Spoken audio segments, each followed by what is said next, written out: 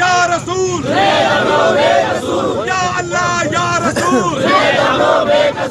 कराची जे इलाइक़े super highway ते मुबैना police मुक़ाबले में मारिजी वियल मीरो ख़ान जे पुरहित जे घर में अञा ताईं सोग जो माहौल आहे, जॾहिं त संदसि वालिदैन खे बेहोशीअ जा दौरा पइजी रहिया आहिनि। 18 वरनि जो जुनैद अहमद अबड़ो 25 डिसंबर ते दोस्त सां गॾु फैक्ट्रीअ मां रातूं वठण लाइ कराची वियो पर वापसि न मोटियो। फोतीअ जे वारसनि कराचीअ में रहंदड़ मामनि खे नौजवान जी गुमशुदगीअ जो इतला ॾिनो।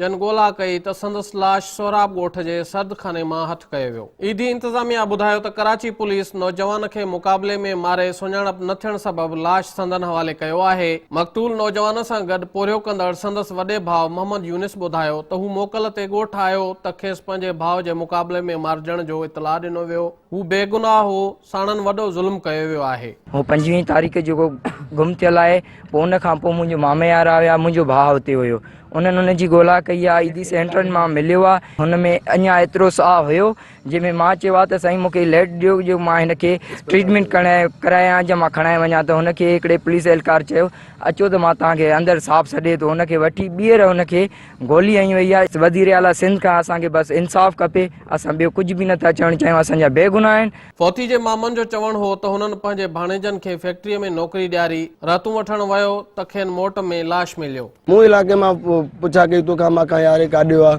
हुननि ॿुधायो त हिकिड़ो हुते ॾोहारी आहे, छोकिरो आहे, उहो हुननि खे रेबाए काॾे वठी वियो आहे कुझु। उहो पुलिस जो ऐं उन ॾोहारियुनि जो पाण में राब्तो आहे, अलाह खे ख़बर आहे ज़ाब्तो आहे। कहिड़ो बि वॾो ॾोहारी हुजे बिशनी बि हूंदो आहे, परे खां पुलिस खे ॾिसंदो आहे, रस्ता मटाईंदो आहे। हे जॾहिं पुलिस जो जवान ऐं उहो पुलिस वारो जंहिंजे नाले चवनि था उहो 17 तारीख़ जो मोहल आहे। जेकॾहिं असांजे छोकिरे हिकु खटमिठड़ो बि चोरायो आहे या चोरी या दहशतगर्दी में मुलवस आहे, जेकॾहिं हिन जे ख़िलाफ़ का NCB आहे त असां सभिनी खे ॿधनि। हथियार खणण जो ॾांहुं ई कोन थो अचे त उहो फायर कीअं पुलिस ते कंदो। तंहिंजे करे असांखे गुज़ारिश आहे जेके बि वसवंत माण्हू आहिनि ऐं बिलावल भुट्टो ज़रदारी खां वठी फरियाल टालपुर ताईं जेके हिते हद जा MLA MPs आहिनि, असां ॿियो कुझु नथा चाहियूं। असांखे सिर्फ़ु इंक्वायरी खपे ऐं उन जो इंसाफ़ खपे।